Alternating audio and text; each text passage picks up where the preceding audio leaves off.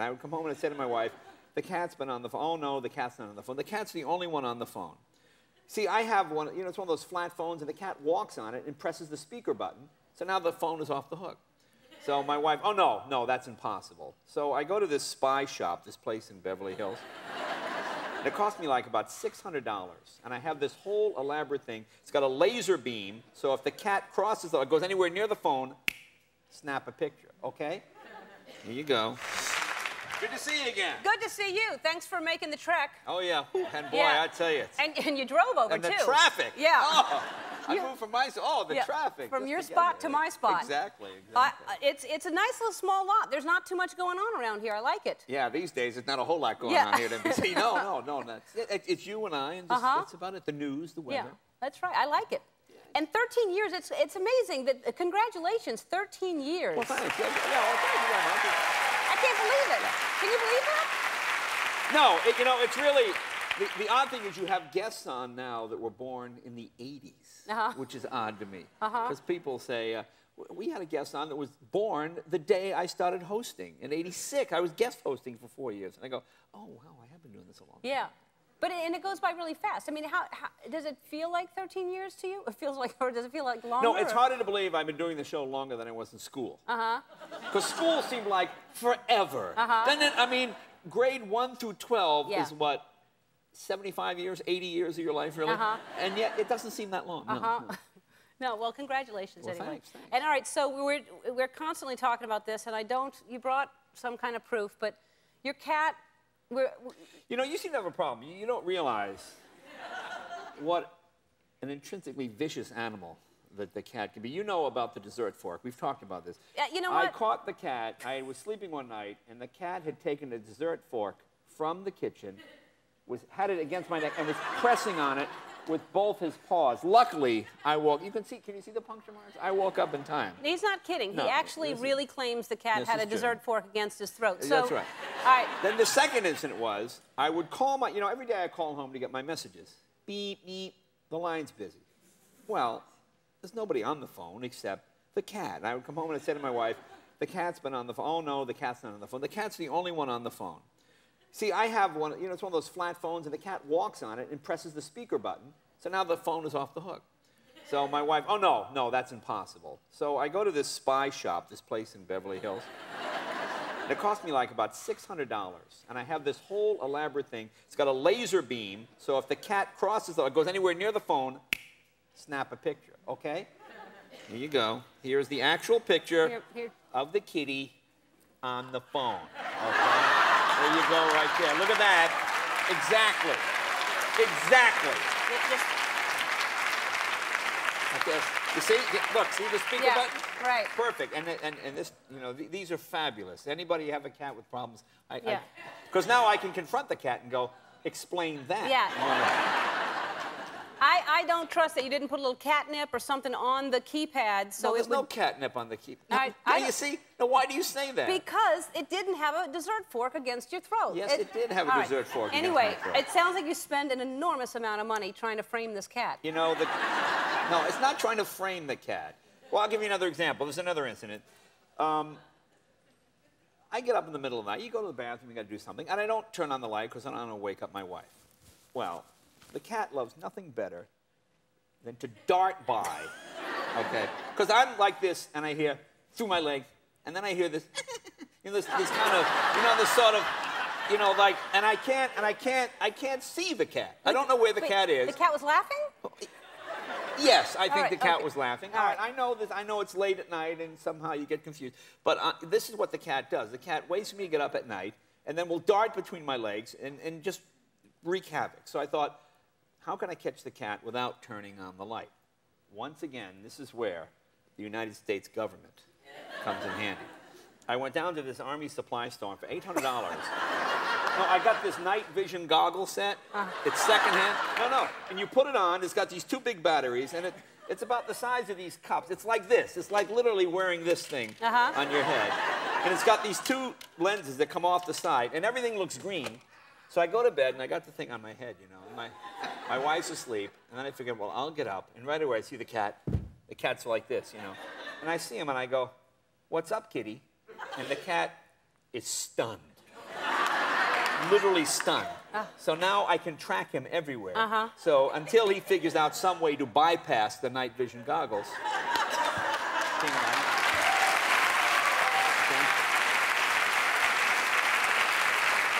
It's a lot of work. It is. But yeah. That doesn't seem real comfortable to be sleeping with that.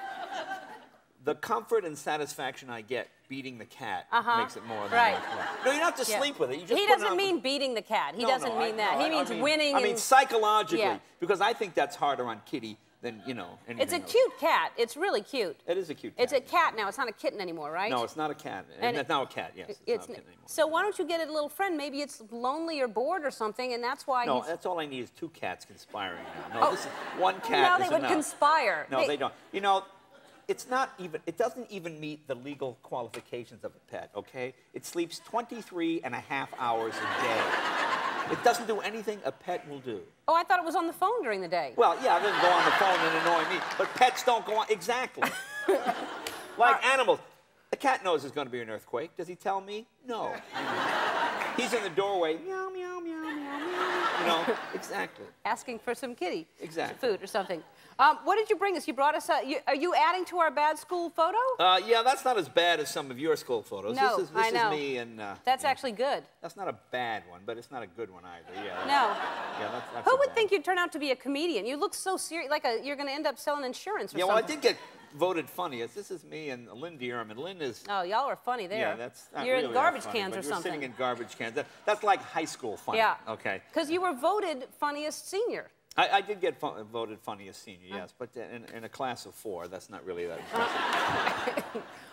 Were you a good student or no? Jay has the ability, but does not apply himself. Oh, is that what it is? I was actually called, and in fact, my guidance counselor, Mr. Neal, I brought him on the show one day. I was actually told, my mother was brought into school and said, you know, Mrs. Leno, education's not for everyone. My mother says, what do you mean? Well, has he ever thought of taking Jay out of school and just having him get a job? My mother said, well, I don't want him to quit school. My mother was stunned by this. Well, educate, he works at McDonald's. That could be a good career for him. My mother was stunned that they advised, why don't you just take Jay out of the academic environment? Well, it turned out okay for you. It did. It did work but out. you did go to school. Did you go to college or you just stopped? No, I did go to college. Yes, Yeah. I did. I did go to college. And I graduated because I did that for, my mom wanted a degree, so but I was working as a comedian when I was in college. Oh, I know the stories you have. I still think of all the stories that you tell. But oh yeah, it was awful working strip clubs, and then Monday morning got to go back in class. Yeah. I mean, I was working the Playboy clubs. Yeah. All my friends are working at McDonald's covered in peanut oil. Hey, I'm working at McDonald's. Yeah. Well, and actually, perhaps this will come in handy then, because if you worked other jobs, you can help us barbecue outside. Oh yes, I'm like most men. I know everything about barbecuing. So you have some tips for us that'll help other people. I would be willing to share. All right, we're going to go out into our backyard with the riffraff, and we'll be right back with Jay.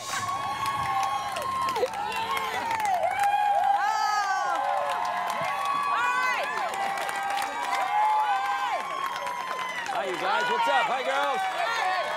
How you doing?